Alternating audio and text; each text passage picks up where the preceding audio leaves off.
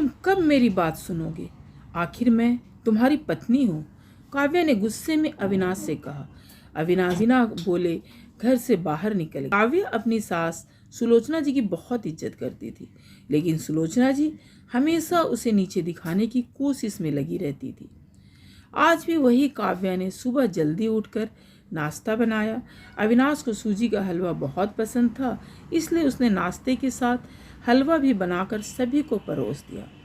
उसके ससुर रमेश जी ने सुलोचना जी को टोकते हुए कहा, ये क्या फिजूल खर्ची है, सुबह सुबह देसी घी का हलवा? सुलोचना जी ने काव्या को डांटते हुए पूछा, क्यों बहू, ये देसी घी क्या तेरे मायके से आया है? माँ जी, वो इन्हें हलवा बहुत पसंद है, इसलिए थोड़ा सा बनाया है। यह कहकर काव्या अविनाश की तरफ देख रही थी, शायद वो कुछ बोले। तभी सुलोचना जी ने कहा, मैं सब जानती हूँ, मेरे बेटे का बहाना करके खुद खाने का मन होगा। अविनाश चुपचाप नाश्ता करते रहे। काव्या की आंखों से आंसू छलक गए। इससे ज़्यादा बुरा तब लगा जब अविनाश बिना हलवा खाए ही ऑफिस के लिए चल दिए। काव्या घर का काम समेटने में लग गई। इधर सुलोचना जी बाहर ड्राइंग रूम में बैठकर बड़बड़ाती रही। काम करके काव्या अपने कमरे में जाकर रोने लगी।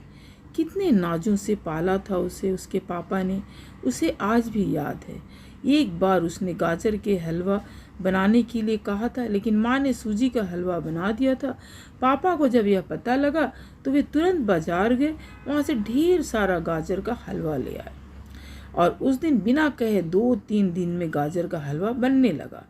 आज उसे सूजी के हलवे के लिए कितनी बातें सुनाई जा रही है।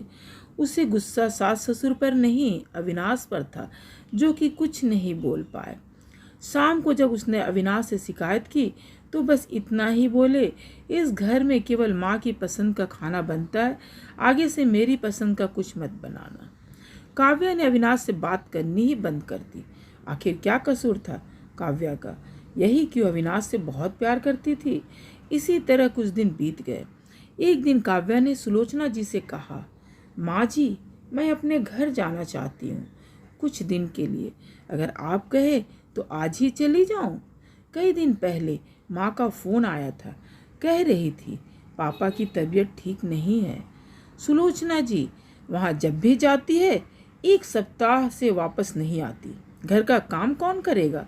तेरे ससुर और मेरा बेटा शाम को थक हार कर घर आएंगे, यहाँ उन्हें खाना भी नसीब नहीं होगा। मुझे तो चक्कर आ रहे हैं, मैं खाना नहीं बना सकती।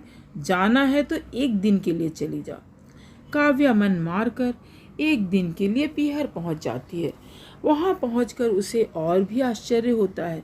भाभी, मम्मी पापा कहाँ गए? काव्या ने घबरा कर पूछा। उन दोनों का घर में मन कहाँ लगता है, तीर्थ पर गए हैं, न जाने कब आएंगे। वैसे तुम कितने दिनों के लिए आई हो काव्या? क्योंकि मुझे भी अपने पीहर जाना है। संगीता भाभी का व्यवहार देखकर काव्या चौंक गई। क्या ये वही भाभी है जो उनसे बहुत स्नेह जताती थी? काव्या सोफे पर बैठी सोच रही थी। अच्छा, वो जो भैया ने मकान के पेपर साइन करा लिए थे, मैंने अपना हिस्सा छोड़ दिया था, शायद उसी साइन के लिए मेरे से प्यार जताया जा रहा था। काव्या उठकर खड़ी हो गई। भाभी, मुझे कुछ काम याद आ गया है, मैं फिर आऊँगी, कहकर वो तेजी से घर से बाहर निकल गई। पीछे से गेट बंद होने की आवाज़ से वह समझ गई कि उसके जाने से भाभी को कोई फर्क नहीं पड़ा। भारी कदमों से चलते हुए काव्या मंदिर पहुंच गई, क्योंकि शाम से पहले यदि ससुराल जाती तो सुलोचना जी उससे कई सवाल करती। मंदिर में जाकर उसने भगवान के दर्शन किए, बस न कुछ मांगा न कुछ बोला। भगवान के चरणों में शीश नवाकर वह बाहर आकर बैठ गई। तभी सामने के पेड़ के नीचे उसे अपने माता पिता बैठे दिखाई दिए। काव्या भागकर उनके पास पहुंची। काव्या को देखकर उसकी माँ रोने लगी। बेटी, तू यहाँ कैसे? पापा ने पूछा। वो छोड़िए, ये बताइए आप यहाँ कैसे? आप तो तीर्थ यात्रा पर गए थे। काव्या के सब्र का बांध टूट गया, उसकी आंखों से आंसू बह रहे थे। बेटी, तेरी भाभी ने तुझसे झूठ बोला है। बिजनेस में पैसा लगाने के लिए तेरे भैया ने मकान अपने नाम करा लिया, मकान के कागज़ गिरवी रखकर साहूकार से कर्ज ले लिया। उसके बाद हम बोझ बन गए, हमें घर से निकाल दिया। पापा अब क्या होगा? काव्या ने रोते हुए पूछा। बेटी तू चिंता मत कर, हम कहीं वृद्धा आश्रम में चले जाएंगे। तू अपनी ससुराल जा, वहाँ किसी को यह बात मत बताना। अपने माँ बाप को इस हाल में देखकर वह उन्हें अपने साथ ले जाना चाहती थी, लेकिन जहाँ उसकी कद्र नहीं है वहाँ माँ बाप की क्या इज्जत होती। भारी मन से काव्या ससुराल की ओर चल दी। आज उसे अपने लड़की होने पर अफसोस हो रहा है। काश वो अपने माता पिता के लिए कुछ कर पाती।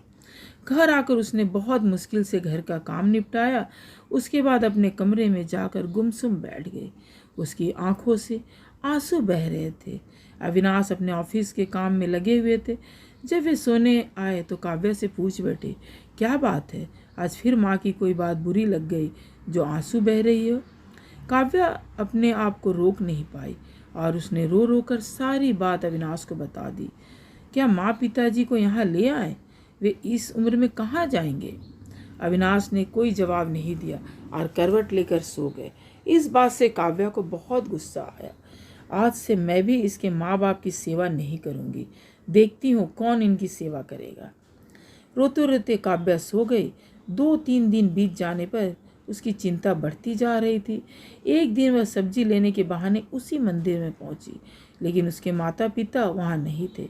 पंडित जी, यहाँ मेरे माता पिता उस पेड़ के नीचे बैठे थे, कई दिन से उनका कुछ पता है? तुम्हारा नाम काव्या है क्या? पंडित जी के मुंह से अपना नाम सुनकर काव्या ने पूछा। जी हाँ, लेकिन आपको कैसे पता? तुम्हारे माता पिता ने यह पता दिया था और कहा था वे अब यहाँ रहते हैं। काव्या ने पता देखा, वह यहाँ से कुछ दूर का था। काव्या ने मंदिर के बाहर निकलकर ऑटो रिक्शा किया और उस पते पर पहुँच गई। दरवाज़ा खटखटाया तो एक लड़की निकल कर आई। यहाँ का पता मुझे पंडित जी ने दिया है, काव्या बोली। आप काव्या दीदी हो? अंदर आ जाओ। काव्या कुछ समझ नहीं आया। वह अंदर गई तो देखा उसके माता पिता सोफे पर बैठे थे। काव्या उन्हें देखकर रोने लगी। बेटी अब क्यों रो रही हो? तेरे कारण हमें यह मकान मिल गया। काव्या आश्चर्य से उनका चेहरा देखने लगी। लेकिन माँ, यहाँ कैसे, और ये लड़की कौन है? तब उसकी माँ ने कहा, बेटी तुझे याद है तेरी शादी के बाद तेरी सास ने 40 लाख की डिमांड की थी। दामाद जी को बिजनेस खोलना था, इसलिए तेरे पिता ने उनकी डिमांड पूरी कर दी थी, जिससे कि तू सुखी रहे। जब तू हमसे मिलकर गई उसके अगले दिन दामाद जी आए। उन्होंने तेरे पापा के पैसे लौटा दिए, क्योंकि उन्होंने कोई बिजनेस शुरू नहीं किया था। तेरे पापा ने मना भी किया, लेकिन वे नहीं माने। उसके बाद उन्होंने प्रॉपर्टी डीलर से मिलकर 2 दिन में यह मकान खरीद दिया। साथ में 5 लाख रुपए बच गए। इससे उन्होंने लड़की को नौकरी पर रखवा दी, जो हमारी केयर करेगी। लेकिन माँ, उन्होंने मुझे तो कुछ नहीं बताया। काव्या की आंखों से आंसू बह रहे थे। वह रोते हुए वहाँ से अपने घर आ गए। घर आकर वह सोच रही थी, अविनाश ने कभी उसके लिए आवाज़ नहीं उठाई, लेकिन मेरे माता पिता के लिए इतना कर दिया जो कि कोई सगा बेटा भी नहीं कर सकता है। रात को उसने अविनाश से पूछा, आपने ऐसा क्यों किया? अगर माँ जी को पता लग गया तो क्या होगा? अविनाश का जवाब सुनकर काव्या रोने लगी। अविनाश ने कहा, जैसे तुम्हारे लिए माता पिता है, वैसे ही मेरे लिए भी वो माता पिता है। मैंने पैसे लेते समय ही सोच लिया था कि एक दिन ब्याज के साथ सारे पैसे लौटा दूंगा, लेकिन जब बिजनेस शुरू नहीं हो पाया तो मैं इन पैसों को अपने पास रखकर सही समय आने का इंतज़ार कर रहा था। अगर मैं तुम्हारे माता पिता को अपने घर ले आता तो उनका आत्मसम्मान हर दिन उन्हें धिक्कारता। बेटी के घर वे रहना पसंद नहीं करते, वे अपमानित ना हो, इसलिए मैंने ये सब किया। अविनाश, मुझे माफ़ कर दो, आज तक मैं तुम्हें गलत समझती रही। तभी पीछे खड़ी सुलोचना जी बोली, बेटी वह पैसा हमने उधार लिया था, वह तुम्हारे पिता की अमानत थी। मैंने और अविनाश ने पहले ही फैसला किया था कि ब्याज के साथ तुम्हारे पैसे लौटा देंगे। चल अब सो जा, सुबह नाश्ता टाइम पर नहीं बना तो अच्छा नहीं होगा। उनकी बात सुनकर काव्या, अविनाश और सुलोचना जी जोर जोर से हंसने लगे। यदि आपको आज की ये हमारी कहानी अच्छी लगी तो लाइक शेयर सब्सक्राइब जरूर करें। इसी तरह की और भी अच्छी अच्छी कहानी पाने के लिए धन्यवाद।